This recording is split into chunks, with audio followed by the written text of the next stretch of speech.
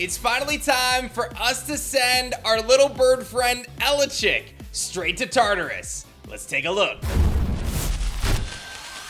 That's right, ladies and gentlemen, it is officially time for a brand new banned and restricted list headed into the Divine Champions Firestorm format coming out on June 1st. This video is going to detail all of the changes that you guys can expect to both bans and limits moving forward, and I'm very optimistic that these changes are going to be very positive for the game of Elestrals. Before I dive into that though, I want to give a big shout out to Cobalt Sanderson for their big W over the final Moonrise Premier event, and ultimately the first person to lock in their invitation and secure their spot to the World Championships for Elestrals next year. The Moonrise metagame was incredible. We saw all sorts of strategies come out, from Lunar Aggro to the Argo package of photosynthesis from Bo, to seeing Winjin and Tornajin dominate, with even Celestlio taking the final spot of our last Moonrise Premier. The metagame was diverse, it was evolving, and I think a lot of us could agree that it was never even truly solved as new decks came to the forefront at even the very end of competition. But as we look ahead to the next few weeks and the Firestorm format lighting and igniting the entire Elestrals community, it is an exciting time as there are so many amazing possibilities to be explored, and I can't wait to see you guys throw down at your local game stores and in our next upcoming Premier event on June 7th. So make sure you guys sign up for that if you haven't done so yet. All of the changes announced in today's video will be in effect for June 1st, and of course that upcoming Premier event on the 7th. The first card that we are going to be announcing today, which I alluded to in the introduction of this video, is we are indeed sending Elechik to Tartarus. That is right, Elechik will now be banned from Elestrals. Previously limited to one copy, this card will be moving to the ban list, and I want to be very upfront, this has been in the plans for quite a few months now. Actually, going back 6+ months, we've been intending to make this move, but we were waiting for the right time to do so, and the launch of Firestorm is the perfect opportunity to do so. There's been some significant shifts in design philosophy since Elechik was originally written back in 2022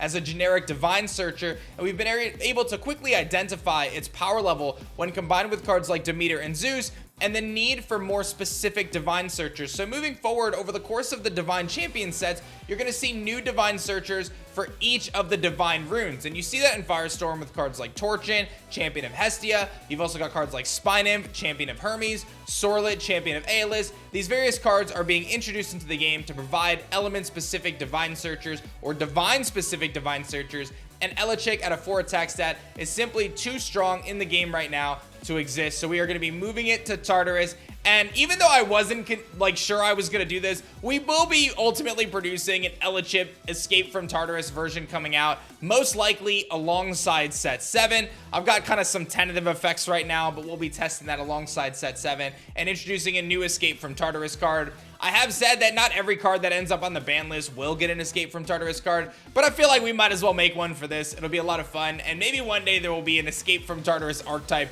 if we keep sending cards to Tartarus this way. So just to recap, Elechik going to Tartarus primarily because its power usage alongside cards like Zeus and Demeter, but also its generic Divine Search has allowed for players to kind of pigeonhole their deck making into certain ways. Plucky will provide the same effect but on a lower stat at Elestral with only 1 attack, which is a little bit more beneficial, and will continue to introduce Divine specific searchers over the next couple sets so that every Divine, or pretty much every Divine, will receive their own specific searcher to allow their archetypes to evolve and these combo decks to evolve without just slapping down an Elechik and being able to get whatever you want. The next card we are announcing is a limit to 1 copy per deck, and that is none other than Rise from the Ashes. Now, I know the timing here with Rise might seem kind of funny since Cobalt Sanderson just won this event utilizing Rise from the Ashes and Celestlio, but these plans were in place now for quite a few weeks as we've been looking at Rise from the Ashes in the context of a handful of other decks, specifically Blizztrix, and a desire to reduce that power level without obliterating the deck or the archetype. And that's really what this limit is ultimately about.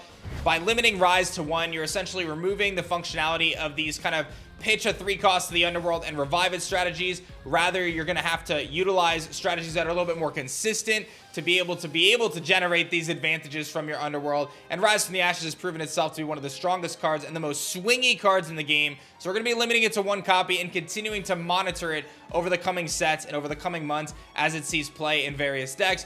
but at the current state of the game, we felt that it was just far too swingy, especially combined in strategies like Blizz Tricks, which are going to be getting support through Hermes, being able to send that to the underworld very freely. And we saw over the weekend with Celestleo and Cobalt's deck being able to use cards like Co-Magma and Golden Apple of Discord to pitch one of the strongest Celestials into the game to the underworld and then simply bring it back with Rise. So we believe that this limit is going to help a lot of other game plan decks have more consistency and not have the tables flipped on them so incredibly fast from these really powerful 3-drops hitting the field without any sort of a response, especially when combined with some of the other cards in the game. It becomes very difficult to deal with that kind of board swarming, especially when it's 3-cost Elestrals doing those swarms. It may come as a surprise to you all, but that is actually it for our banned and limited list for this segment here. We've been spending a lot of time deliberating, and I'm excited to announce that we've actually formed an internal team of some of the best players in the world, not just at Elestrals, but at other games, in helping us make these decisions. So we have a dedicated team just to test in the ban list. I'm not going to announce who's on that team right now because we're still building things out. We've been testing this for a few months, and now we're entering a new phase of testing.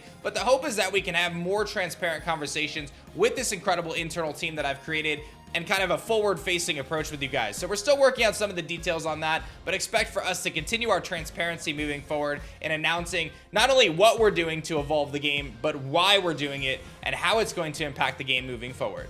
It's worth noting that we are going to continue to evaluate the card pool as new sets are released and as the metagame shifts. Moonrise had a very diverse metagame, so we tend to think, it's best to kind of keep our hands away, but we still are going with a more proactive approach if we feel that it's needed, and we're going to continue to monitor the situation as it goes. There's a handful of cards on our radar that we're continuing to test, and even though they may not have appeared on this list, they may appear in a future list, just as there's cards on the list right now that may come off the list in the future. We're going to continue to take in your feedback and use our internal testing tools to make the best decisions for Elestrals moving forward. Now, I do want to say I saw a lot of buzz in the community about us limiting or restricting some of the core staple runes in the game. Cards like Gorgon's Gaze, Ambrosia, and so on and so forth. But I do want to say that I think it's really important that Elestrals has new cards added to the card pool that can fill some of those slots before we start chunking away at those cards. Because if you just take Gorgon's Gaze out of the game or limit it to 1, it has an incredibly kind of ripple effect on the rest of the game. That is a very load-bearing card right now.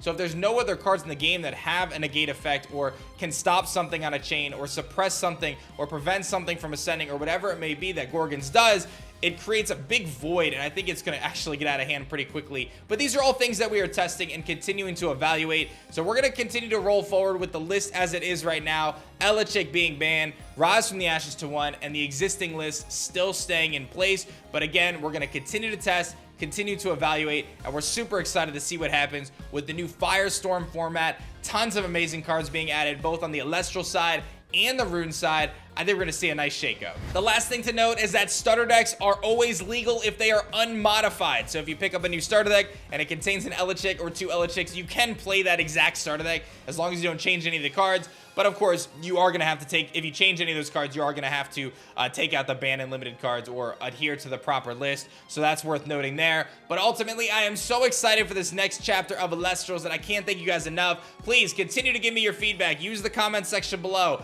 If you want to have any healthy and constructive discussions, I always welcome that. And we're going to continue to take your feedback and the data that we collect and our brand new internal testing team. I say brand new, but they've been rocking for like 4 months now, testing the game just for bans and limits. Super excited about that. I'll get you guys more details on that in the future, but what an all-star cast we have. I'm so proud of the team that we've assembled. Some of the best players in the world helping Elestrals, contributing their time and their incredible insight to make the best decisions moving forward for the game. So I'm super stoked and I'm really excited about the future. I hope you guys are ready. Firestorm launches this week, of course, at your local game store, so stay tuned for that. June 1st, these changes go live. June 7th is our first Firestorm premiere. I'll see you guys then. It's going to be a wild ride.